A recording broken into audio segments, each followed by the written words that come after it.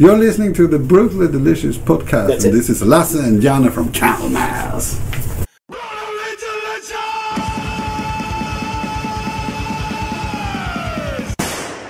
Hey, you're listening to the Brutally Delicious podcast. Once again, I am your fabulous host, Bruce. And I'm the asshole on the other side of the mic. My name is Chris. Also known as the Jason Momoa doppelganger. Let me just put that out there. I'm the Jason Momoa that was featured in the Super Bowl, the end of the Super Bowl ad. Right. No hair, right. And no arms and no muscles. Yeah, that's me. I'm that Jason Momoa. Right. I'm the other one in case you get us confused. Anyway, today we've got a great show in store for you. We've got Grammy-nominated CandleMass, who, again, from the 70,000 Tons of Metal series, dude, they slayed that pool deck. It was unbelievable. It's unbelievable that you're getting to interview Grammy-nominated metal bands on a cruise ship that I got you on. Right. That I didn't go. And you haven't even heard the interview yet. No, I haven't, because I'm that important. This guy just fucking uses me and abuses me all day long. Right. All right, you ready? Here's another one for you. Okay. Make you see stars.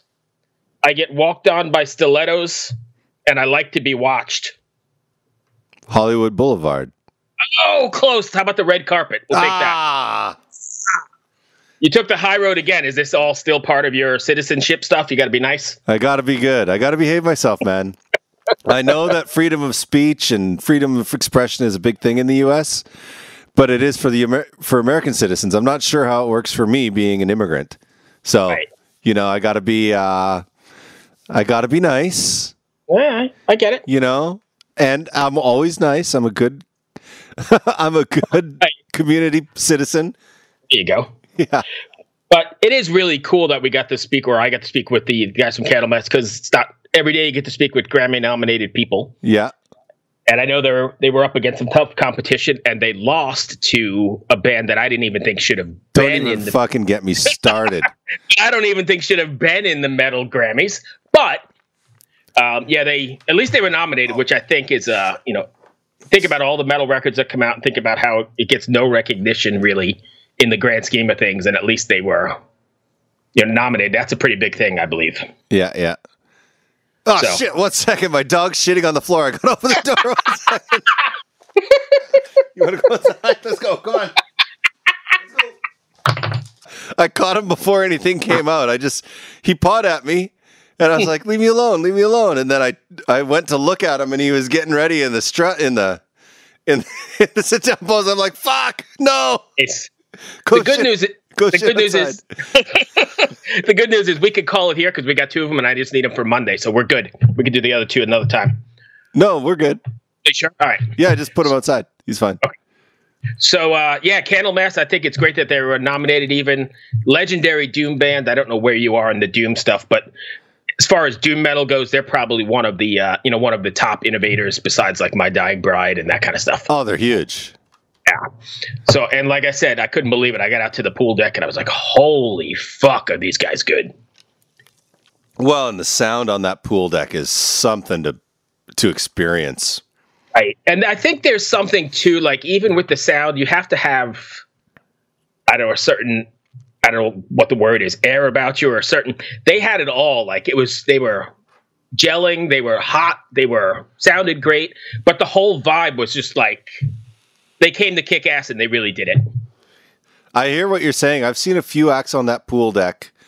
Like Anthrax was one. Oh my God, one of the best nights ever. Yeah, that was unbelievable. Arch Enemy, one set up there. I'm gonna go way back. You were on the first one, 2011. I still remember this clear as day. The last night of the boat, it was me, you, Angela, Lara. And I don't know, there may have been some other people there. We were at Moonspell. Oh, yeah. On the main pool deck. It was like 2 a.m. There was like this mist coming out over the ocean, and it was so fucking magical. Yeah, it was amazing. Yeah. Yeah. And then another one, which happened last year, which is something I will never, ever forget as long as I live, is watching Max and Igor do the Return to the Roots set. You're a bastard. I wasn't there. Oh my God. It was like, I had never really understood that band before. Like, I got that people liked them and they were popular, but I didn't really understand it. And then I saw that and I was just like, holy fuck, these guys started so many genres of metal.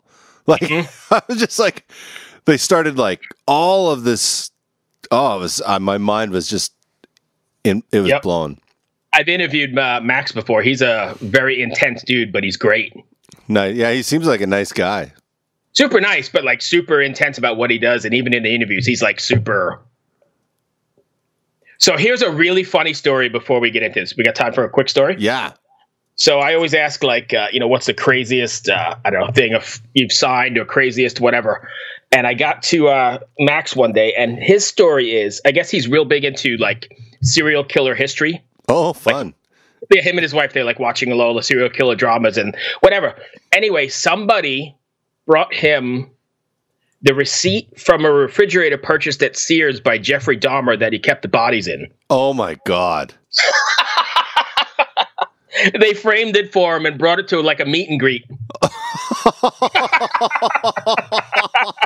Oh, just thinking about that, my gut is like, oh. That's a crazy, crazy story. Yeah, it is. Yep. So who do we have from CandleMass today?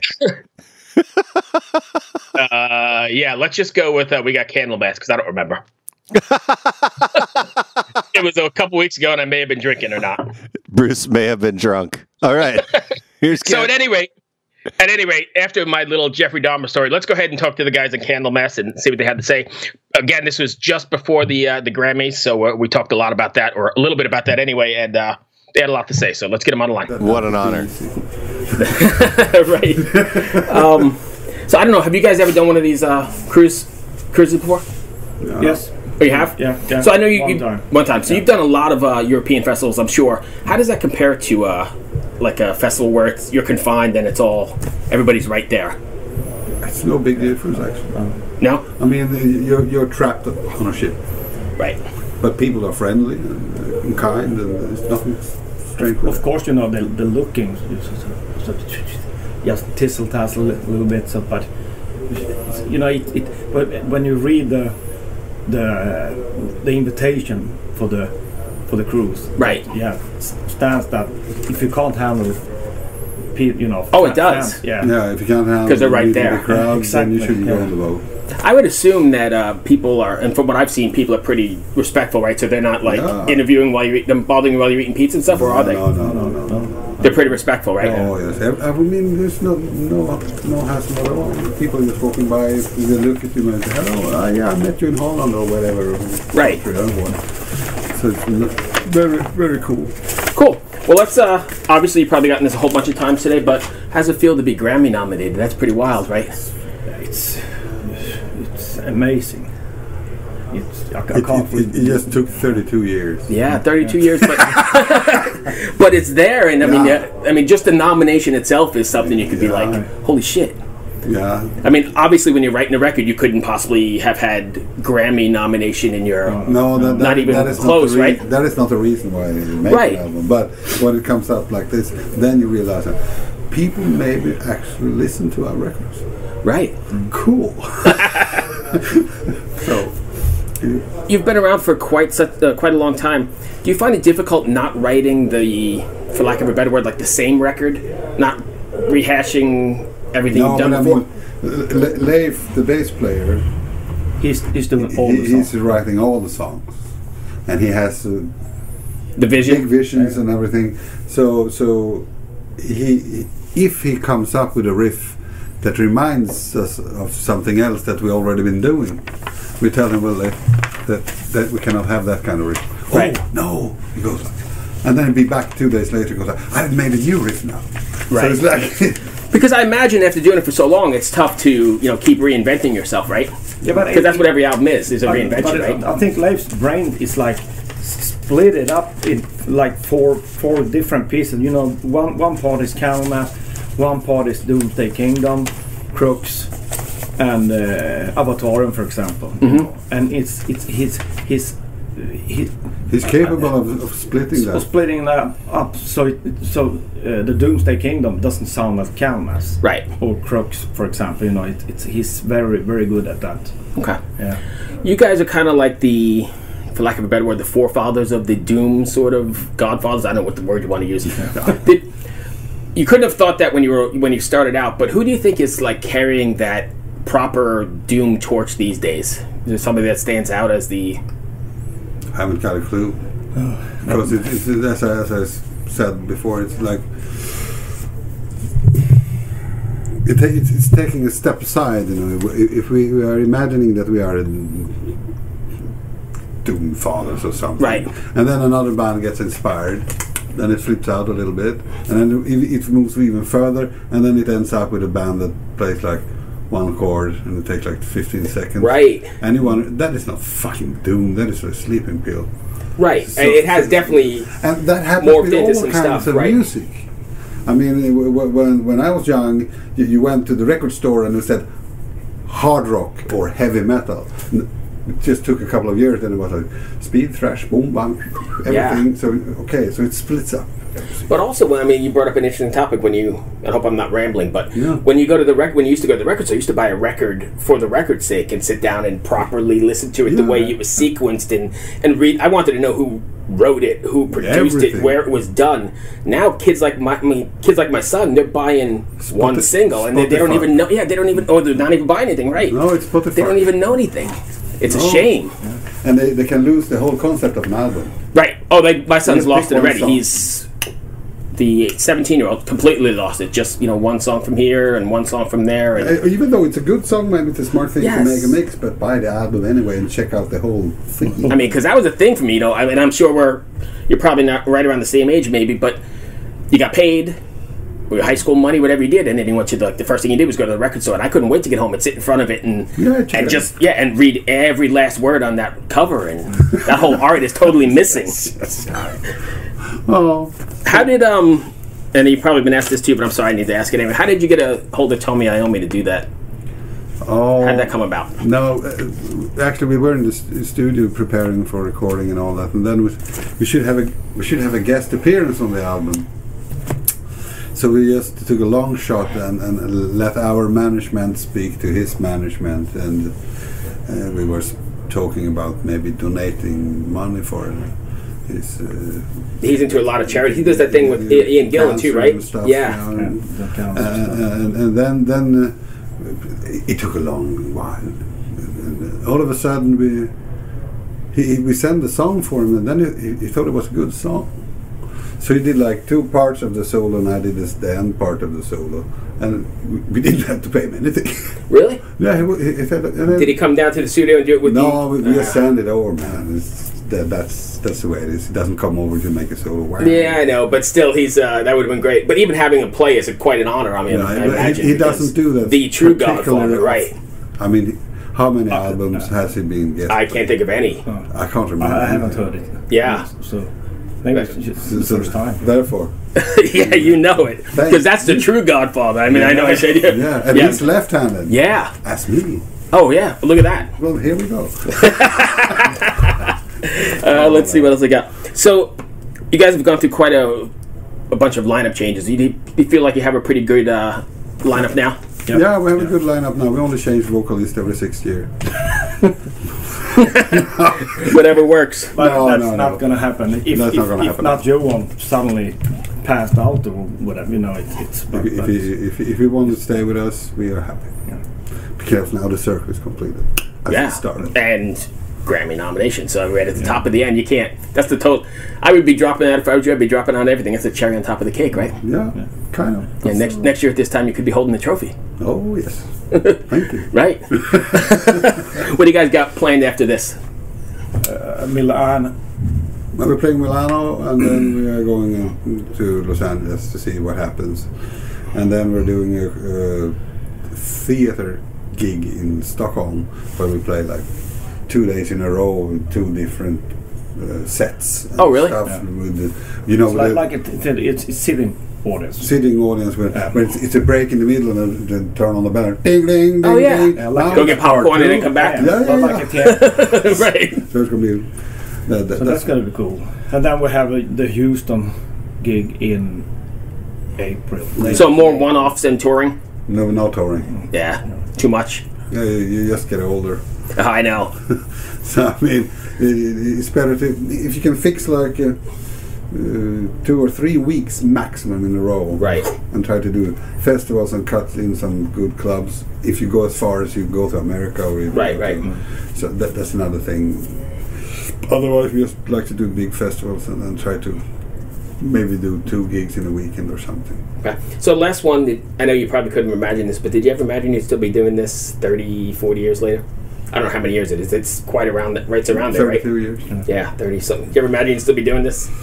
Well, actually I have, because we have always been good friends and we have never had any bigger arguments around the classical theme, money and ownership and blah blah, because we have already settled that thing up. This is how it works, and we have a good manager and a management that makes sure that everything goes by the book, no troubles. Everybody gets we know what we get. Right, nice and smooth. Right. So we don't have to argue about it. So we just have to play the fucking music. So with that being said, then was there a plan B? Like, were you planning on being a plumber if this didn't work out? Were you just like all in from the get go? Yeah, we have day jobs. Yeah, I am a caretaker at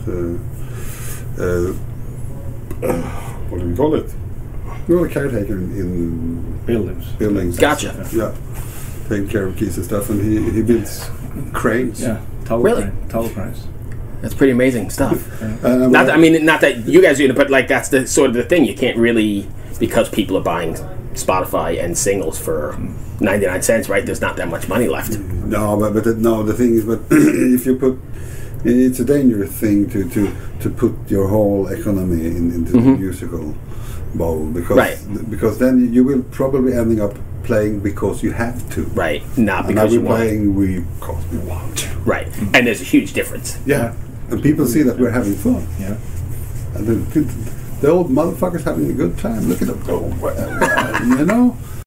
All right, everybody, what is up? It is Pathos back again with another pick of the day right here on the Brutally Delicious podcast.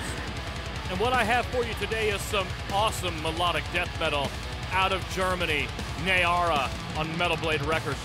They're going to be releasing their 7th full studio album, self-titled, on February 28th, 2020. The track you hear underneath me right now is entitled Torchbearer, which has a video out for it right now on all social media platforms, Facebook and YouTube, etc. So what's the first thing we think when we hear this track? Obviously it has that classic Gothenburg feel and sound to it, reminiscent of bands like In Flames, Soilwork. These guys have been around since the early 2000s. They took a break, but now they're back sounding as strong as ever.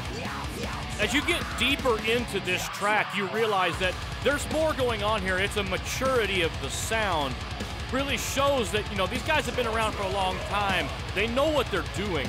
And throughout this track and the other songs on the album, they throw in a lot of blast beats like you hear underneath me right now. Something a lot of the early melodic death metal bands didn't implement as much. They've come around a lot now, it seems, though. They come to points within the song where the chord progressions they make you just stop and close your eyes. And it's like this cloud that comes down on you and just wraps you up, that makes you just feel so warm and so cold at the same time. And I have to point out the production on this track. It's that perfect balance where it's not so super polished, but nowhere near lo-fi. But it just gives this almost analog type warmth to it. Great mixture of highs and lows in the vocals. The guitar tone really, to me, is reminiscent a lot of Amon Amarth. Once again, this is their track Torchbearer for their self-titled album coming out February 28th, 2020 on Metal Blade Records. If you guys remember this band from a while back, if you're just now discovering them now, go show them some love, go give them a like, go give them a follow, subscribe. They got all kinds of awesome merchandise available already for a pre-order for this album. Until next time, this is Pathos with his pick of the day on the Brutally Delicious podcast. Hello out there! Yes, hello out there, everyone. I'm Hal Schwartz. And I'm Flynn McLean. Together we host None But the Brave, a podcast dedicated to the music and career of Bruce Springsteen. Bruce and E Street Band are on tour right now for the first time in 6 years, and we're taking a detailed look at what's happening on stage in our bi-weekly episodes. We've also been recently joined by some very exciting guests, including rock journalist Warren Zanes and Stephen Hayden, Backstreet's Magazine founder Charles Cross, and Barstool's Kirk Minahan. If you're a diehard Springsteen fan, this is the show for you. So please subscribe to None But the Brave on your favorite podcasting platform, and we hope to see you further on up the road. Thank you so much. We'll be seeing you.